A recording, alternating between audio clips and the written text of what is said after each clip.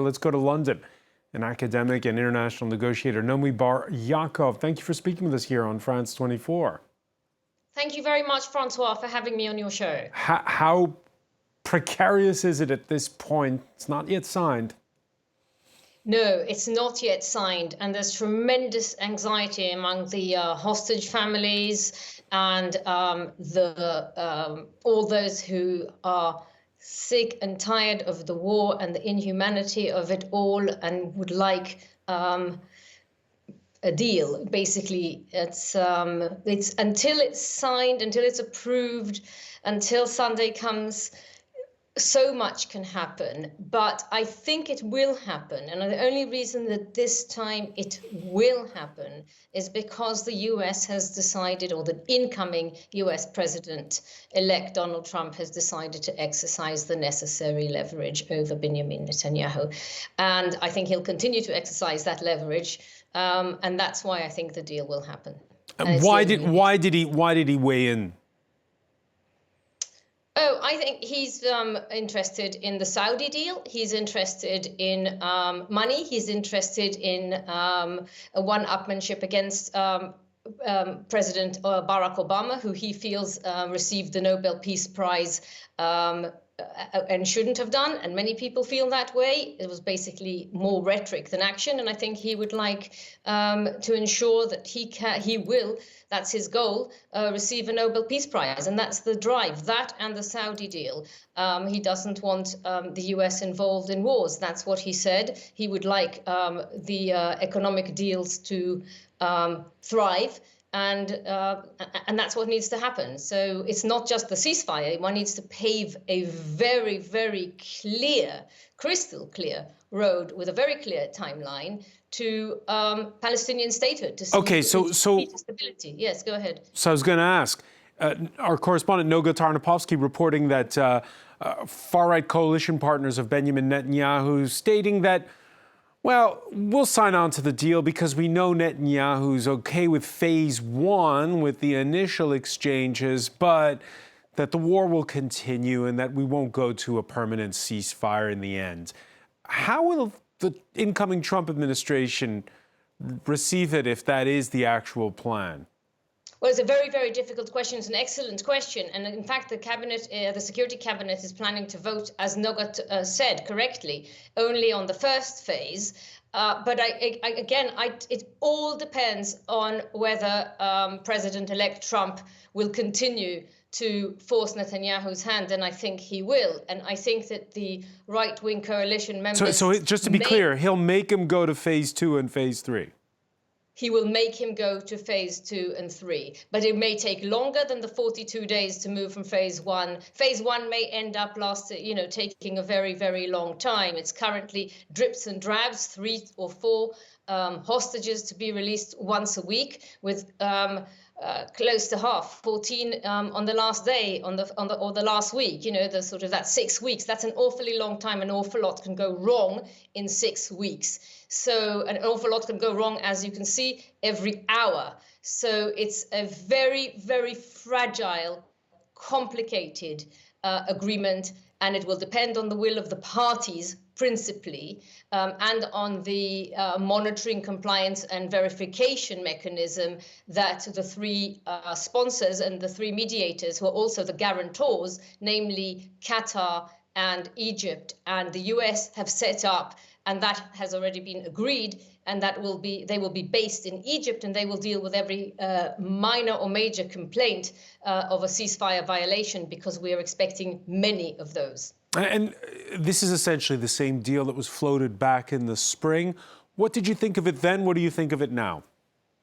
I think that all the hostages should have been released in one day, a very long time ago, for an agreed number of Palestinian prisoners. I think Israel and Hamas have fought, and Israel and other militant Palestinian groups, for a very, very, very long time, and they know what the deal is. And, the Gilad Shalit deal could have been agreed years, not many years, at least 3 years earlier than it was. Again, it was Prime Minister Netanyahu in office, and he knew what the deal was. And the same goes for this deal.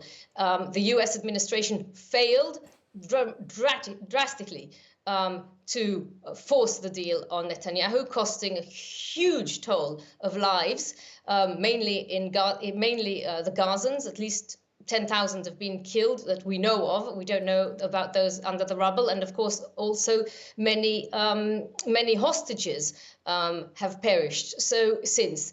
So I think, yes, it's a tremendous failure. It's the same deal. It's not a great deal, but it's the deal that we have on the table, and it has to be implemented. There were other deals, much simpler deals, much easier to implement on the table. But when you have such a fanatic right-wing government in Israel that is interested in continuing the war and settling Gaza, it makes things very complicated.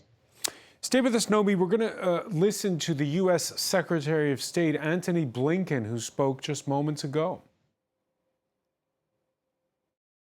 Yes, I am confident, and I fully expect that implementation will begin, as we said, on Sunday. Look, it's not exactly surprising that in a process, in a negotiation that has been this challenging and this fraught, you may get a loose end.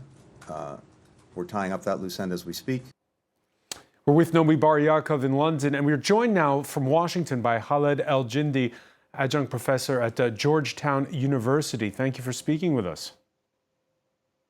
Thanks for having me. Your reaction to the delay and to the words of reassurance that you just heard. Yeah, I mean, I'm not surprised by the delay. I think we've known for some time that Netanyahu and his coalition have been the primary obstacle to getting a ceasefire deal. I think, as we heard from the other guests, this is a government that needs a kind of open-ended war. Netanyahu personally needs an open-ended war in Gaza for him to remain in power. His coalition partners have threatened to leave if there is a ceasefire. They've boasted about blocking previous deals. And if Netanyahu can get the best of both worlds, and that is implementation of the first phase, or most of it at least as far as the release of Israeli hostages, and then be able to go back to continue the war, that's clearly his preference. I'm maybe a little bit less sanguine about whether a Trump administration is going to force Netanyahu's hand and compel him to move forward with phases 2 and 3. I think they're going to face a lot of domestic opposition here in the United States from Congress, from a very staunchly Republican Congress, not to put any pressure on Israel at all. And I think it's going to be very, very difficult to get through phase 1. So there's some Palestinians who worry aloud, Khaled, that another scenario could be that far-right coalition partners go along with the plan in its entirety in exchange for stepped-up operations in the West Bank. Some even talk about annexation of the West Bank. Is that unrealistic? Would that be beyond? Is that too far a stretch? I don't think that's a stretch. I think if there is any possibility of getting them on board for implementation of the full agreement in Gaza, it will probably be in return for something like that, something like guarantees that they will have a free hand in the West Bank. They already have quite a lot of power and authority to dictate terms in the West Bank now. But if they can get a Trump administration to sign off on their annexation plans, even better. And that could end up being the price for Gaza in return for the West Bank. That would not be, I think, beyond the realm of possibility. But then Trump doesn't get his deal where the Saudis normalize ties with Israel. Right. I think that's the one constraint. That's the one sweetener, as it were, for Trump. Trump doesn't particularly care about Palestinians or their rights or their statehood.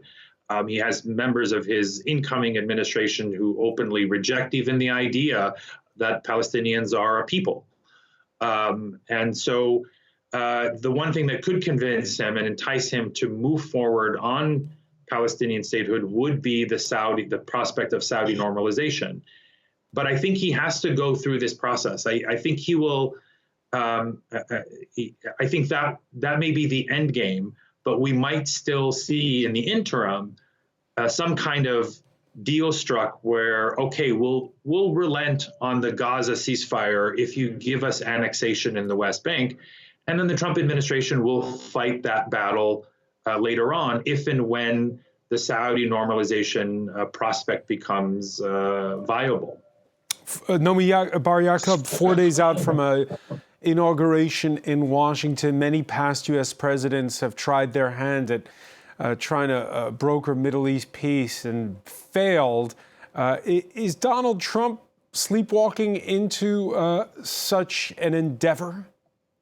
Well, I believe, obviously the stars need to be aligned, but he does stand a chance of getting there because the Middle East is craving stability. Hezbollah's virtually gone. The new president and the new prime minister in Lebanon have,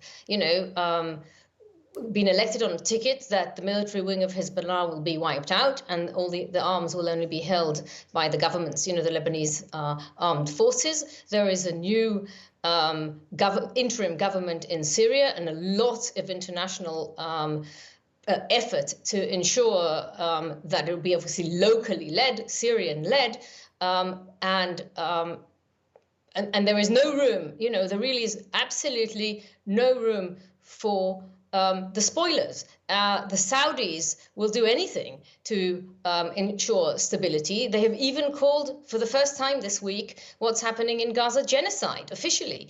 And the Saudis know, I don't know how much they care or not about the Palestinians, but they know that a Palestinian state cannot be in Gaza. So that's completely mad. So it's not going to be easy, but Trump basically listens to to some people. He changes his mind. I do think he very much listens to the Saudis, and I think the Saudis are in a good position to influence him. And he does want this deal, and there is no way that he can allow Israel to annex the West Bank in the same way that he allowed Israel to annex the Golan Heights and move the embassy to East Jerusalem. That he allowed the annexation. That the U.S. approved of the annexation. The West Bank is occupied territory under international law. There is no controversy about that, and it shouldn't be, annexed to Israel, and the U.S. shouldn't allow for that to happen. And I think, with the Saudis where they are, the Qataris where they are, I don't think that President Trump will allow that. It is very much, as Khaled said, what the extreme right-wing government is aiming for. They're also aiming to settle Gaza and Lebanon. They have no limits. But, and it's of course what they're saying now, but I would be very, very surprised if he will allow for that to happen. I think that, as I said earlier, that the Nobel Peace Prize is calling, stability is calling, the deals, the economic deals are there, and he would like his legacy to be a clean one that, and there is no better way than stabilize the Middle East with, of course, ramifications for stabilizing the world. We're watching live images, by the way, from Tel Aviv there. Protesters of hostages' families. It's been a day of demonstrations in Israel. Those who are against the deal from the far right and those that are, as you can see with these images, are for it. The past playbook, Khaled Elgindy, has been that after war in Gaza, it was generally the Qataris who financed reconstruction. How's it going to work this time? I mean, it will certainly take more than the Qataris to finance the reconstruction in Gaza. It's a really massive endeavor. I mean, it's almost impossible to estimate what is required. There are reports that it would take 8 to 10 years just to clear the rubble. So you can only imagine that rebuilding Gaza will take a generation or more. Just to get it to a place that it was on October 6th of 2023. And so this will be a multinational effort. You definitely need resources from a very wide range of countries, the Qataris, the Gulf states, certainly the Saudis and others, but the broader international community at large, I think will have to pitch in. That's assuming that all the different stakeholders can agree on what the immediate and medium-term future of Gaza is in terms of governance, in terms of law and order and security, in terms of even delivering humanitarian assistance. All of these questions are unanswered. The Israelis have said they are planning to dismantle UNRWA, which is the most important humanitarian actor on the ground, at the very moment in which there's supposed to be a major surge in humanitarian aid. So who's going to deliver the aid is an unknown, in the same way that who's going to govern Gaza is an unknown. Israel has said we won't allow either Hamas or the Palestinian Authority. You can't really, I don't think an international force running Gaza's day-to-day affairs is viable. And so all of these are open questions that there are no easy answers well before we get to the stage of the kind of massive reconstruction that Gaza will need. And in the interim, what is more likely to happen is that very large numbers of people will leave Gaza because these things are not clear, because Gaza's future, Gaza as a society has essentially been destroyed. And that's the, that will compound the tragedy that we've seen. If Gaza's depopulated in part or in whole over the next 10 years, that will add a new chapter into what is already a 100-year conflict between Israel and Palestine, and that will destabilize the region for decades more. And for now, the first step, of course, is getting that ceasefire agreement over the line, and still waiting on Israel's cabinet to rubber stamp it. I want to thank you, Khaled Elgindy, for joining us from Washington. Nomi Bar-Yaacov in London. There's more, of course, on this breaking news story on our website, France24.com. Stay with us, much more to come.